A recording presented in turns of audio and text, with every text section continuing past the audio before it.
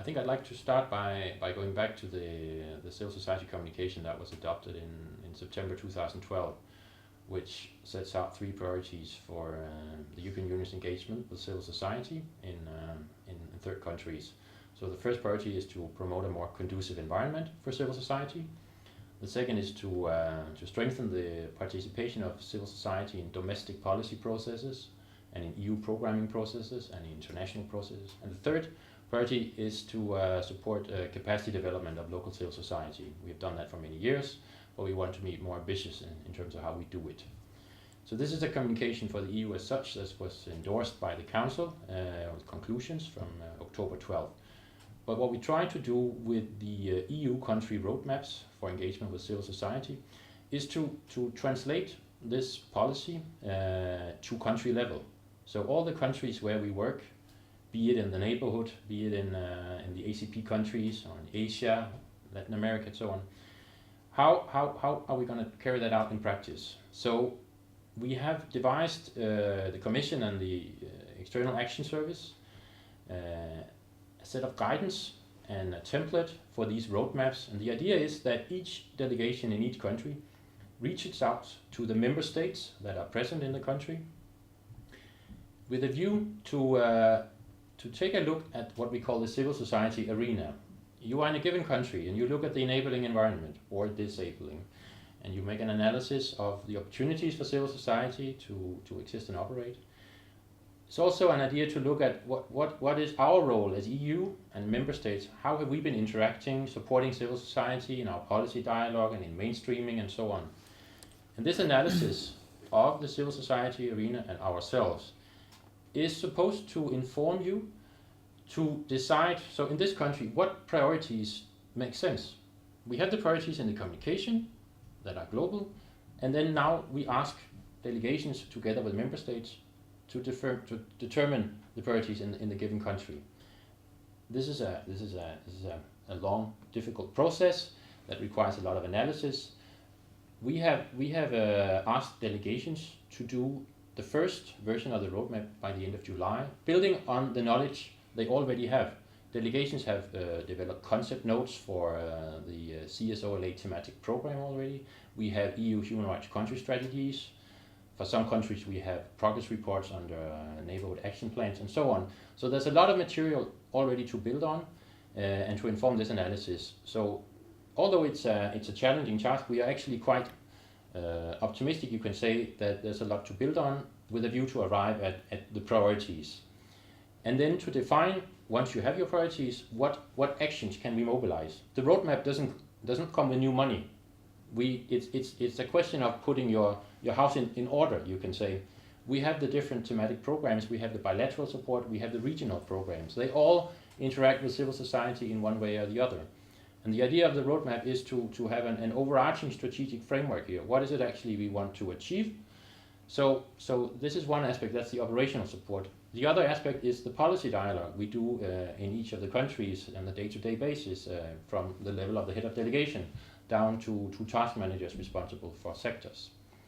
And then finally, we have provided a set of indicators, but they are mostly determined in the country because we want the roadmap to be useful in each of the countries.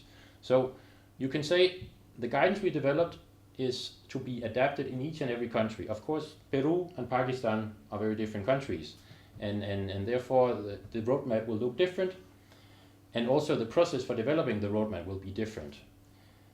We insist on a few things from our level, and one thing that is extremely important is that when you do the roadmap, you have thorough consultations with local civil society. This is really sine qua non. You have to do this, but we don't tell you how to do it because we are daily in touch with delegations, and we know that consultation is done in one way in Egypt and they're done in another way in Guinea-Bissau, and we have to respect that. And similarly, how you consult with other authorities has to be country specific. So this is broadly speaking how the roadmap process has been launched here in January 2014, and we are now quite excited to see the results coming in by end of July. And not least, we are actively trying to support delegations and member states by providing guidance, seminars and being in touch on a day-to-day basis with our delegations. And one of the things we have done is to set up a so-called roadmap facility to support delegations. This is a facility that has been set up to provide support to delegations and to accompany them in the process of elaborating like the roadmaps. I insist in the word process because the roadmap, as Thomas was saying, is yes, there has to be a document where you define the priorities and the actions that you will undertake for the engagement with civil society organizations. But what really matters and what is really, really new about roadmaps is that it's a process. It's a new way. It's not like business as usual. It's a new way of doing things when it comes to engagement with civil society organizations at country level. So as this is new, the idea is to help delegations to navigate through that navigation tool and to assist them in the process of meeting that deadline, that is July, but also beyond July 2014. The way the facility has been set up, it's very flexible because the facility is just starting.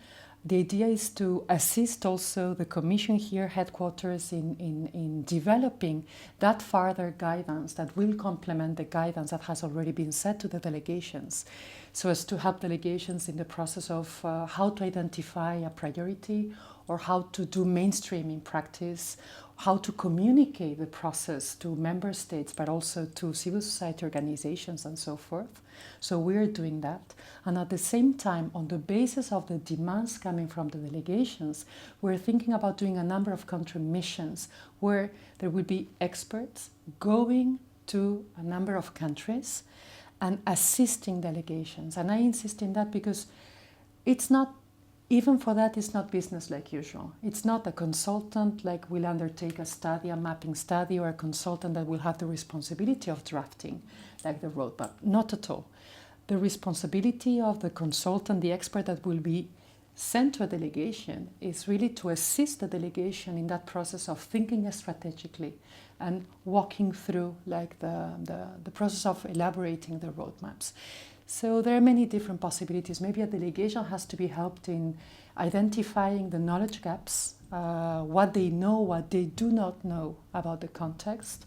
Other delegations may be like quite ahead in that process of knowledge and may need assistance in like facilitating the process of identifying what are the priorities for action to be able to translate that vision that is enshrined in the communication at a country level. Other delegations might need assistance in really setting up those consultation sessions with civil society organizations to share the priorities, to share the analysis. So the idea really is to be very, very flexible because this is a first time, so it's a premiere. So also for the facility and to be able to draw lessons from the way the facility will be supporting delegations so that the process in itself is a learning process for the future.